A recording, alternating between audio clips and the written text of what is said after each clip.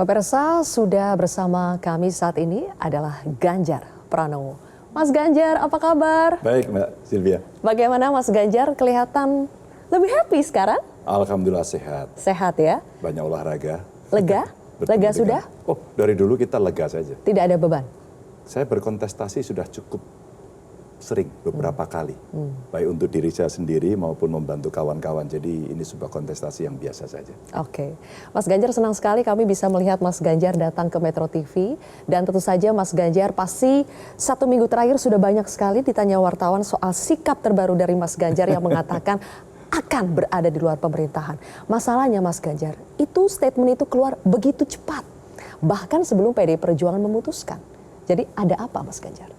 Tidak ada apa-apa, menunjukkan sebuah sikap politik dari seorang Ganjar begitu, dan publik akan tahu apa kemudian yang akan dilakukan.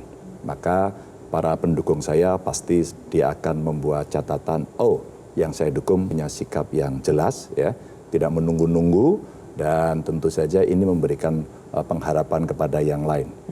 Di samping itu tentu saya menghormati siapa pemenang dan bagaimana mereka akan menyusun kabinet.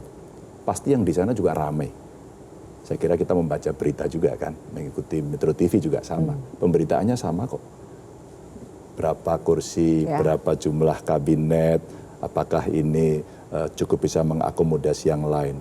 Sehingga itu penting untuk pemenang diberikan kesempatan untuk menyusun kabinet pada versinya. Dan pasti akan menghormati pendukungnya. Dan tentu saja juga ini bukan yang pertama saya sampaikan. Bahkan awal-awal setelah coblosan itu dalam sebuah wawancara, saya juga menyampaikan hal yang serupa sebenarnya. Makanya kalau ditawari bagaimana, tidak. Dan untuk kesekian kalinya, cuman yang sekarang memang agak rame. Tapi benar, sudah ada yang menawari Mas Ganjar? Kenapa? Dari orang-orangnya Prabowo, atau sudah ada yang menawari? Tidak? Tidak. Kalau begitu, apakah pernyataan Mas Ganjar ini memang sinyal atau sengaja untuk mengirimkan pesan, jangan coba-coba untuk tawari saya? Saya kira justru kesempatannya diberikan kepada mereka sekali lagi, agar konsentrasi penuh kepada timnya untuk membentuk kabinet yang responsif pada perubahan dan bagaimana mereka akan bisa melaksanakan seluruh program yang disiapkan oleh pasangan terpilih.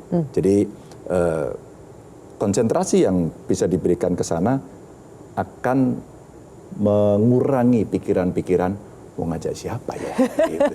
Pasti itu akan jauh lebih rumit lagi negosiasinya. Makanya. Mas, kita tahu kan PDI Perjuangan belum memutuskan karena menunggu Rakernas. Tapi ketika Mas Ganjar sudah keluar pernyataan ini, apakah ini juga sebetulnya karena Mas Ganjar sudah tahu bahwa PDI Perjuangan kurang lebih keputusannya juga akan sama dengan Mas Ganjar, makanya Mas Ganjar berani berstatement seperti itu? Enggak, ini pernyataan saya pribadi, sikap sebagai prinsipal, sebagai calon. Dan saya kira beberapa waktu lalu Pak Mahfud juga duduk di sini. Ya. Saya mengikuti statement beliau. Beliau sampaikan, saya punya standar etika. Wow. Saya hormat, respect betul sama Pak Mahfud.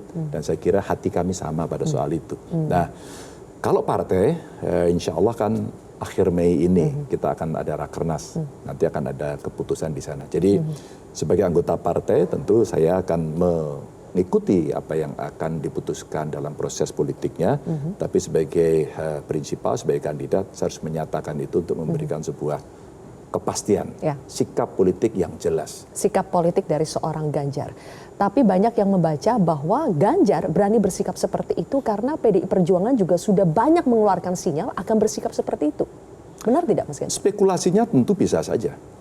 Setidaknya partai yang dalam sejarah pemerintahan pasca reformasi, hanya PDI Perjuangan yang waktu itu juga menyatakan secara terbuka, kami tidak di pemerintah 10 tahun. Pada saat itu saya menjadi bagian di parlemen yang melakukan kontrol cukup keras waktu itu. Dan pemerintahnya baik-baik saja. Artinya ketika kemudian check and balances itu terjadi dan ada partai yang tidak di pemerintahan dan cukup kritis di parlemen, maka dinamika yang muncul akan sangat baik. Dan pengalaman itu kami miliki. Maka pada saat saya membuat statement itu, Pak Sekjen menyampaikan ya suasananya, kebatinannya seperti itu. Tapi apakah nanti keputusan seperti itu, pasti Ketua Umum kami akan menyampaikan.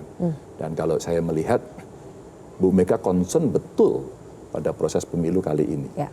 Maka menulis di media, Ya. membuat amicus curiae, ya. Bahkan kemarin pada jelang pembacaan gugatan di PT UN yang sekarang masih ongoing ya, Bu Mega mau hadir sendiri loh, Mbak. Jelajahi cara baru mendapatkan informasi. Download Metro TV Extend sekarang.